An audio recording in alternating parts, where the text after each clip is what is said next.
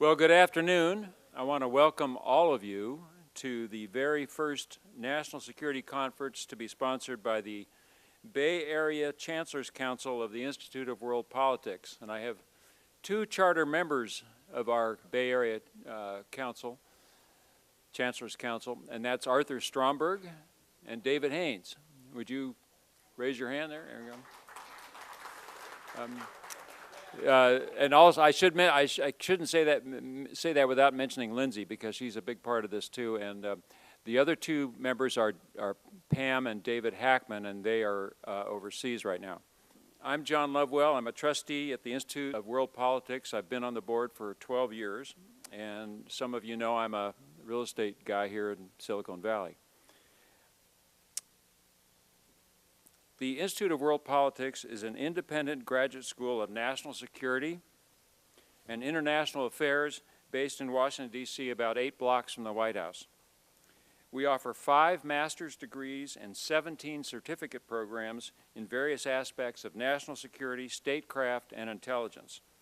The Institute will soon launch a doctoral program. We got our final approval yesterday.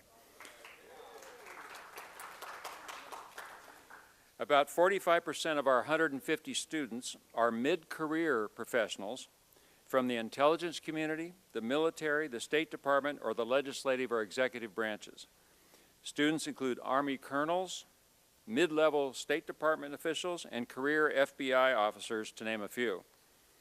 For example, one of the current students is a 23-year Army veteran intelligence officer who, for about 15 months, briefed Obama every day. I'm not sure what he listened to, but she briefed him. She's now getting a master's degree at the Institute in her 2nd year, and she is actually teaching a course for us as well. A story I like to tell is that our founder, John Lenchowski, visited the CIA a few years ago and asked the agency why they weren't sending anybody to study at our school. You know what the answer was? John, we are. You just don't know it. We also have students from abroad. For example, we currently have 4 mid-level and senior Army officer fellows from Poland.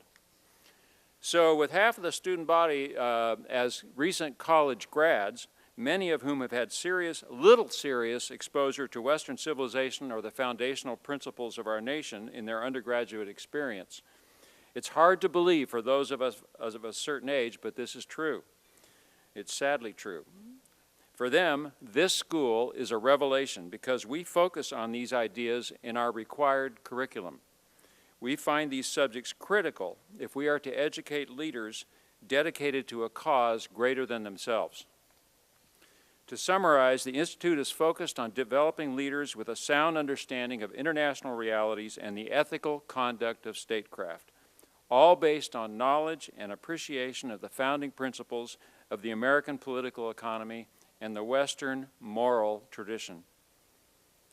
In the universe of graduate programs of diplomacy and international affairs, IWP is completely unique by virtue of its American-centric worldview, its curriculum, and its faculty. You won't find many globalists in our faculty. Perhaps hard to believe, but true. Dr. Lenchowski, our founder, will discuss this in more detail in his keynote address this evening.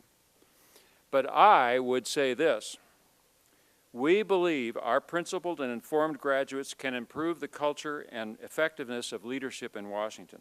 We believe they have the knowledge and character to defend and protect our liberty while reducing the potential for war. In fact, this is a central idea and the basis of our theme today, that our nation is more likely to win without war if our leaders fully embrace the complete range of statecraft arts, including all the arts of both hard and soft power.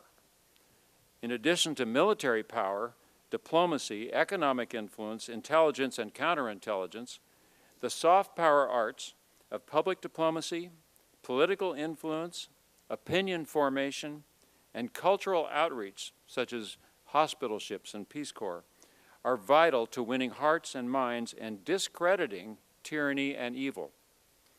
This full-spectrum statecraft concept is based in part on John Lenchowski's experience in the Reagan White House as one of the architects of the Cold War. Of the Cold War grand strategy, which defeated the Soviet Union without firing a shot. Many of the instruments of statecraft which contributed to the victory have since been lost or neglected by our current government. Reintroducing full-spectrum integrated strategy and the lost arts of soft power, which won the Cold War, is a critical part of the mission of this institution. I hope you agree that given the many threats our nation faces today, this kind of leadership is vital to our future and to future generations. As virtually the only repository of rare and precious knowledge, coupled with its focus on character formation and the American version of Western civilization, the Institute is a national treasure, in my opinion.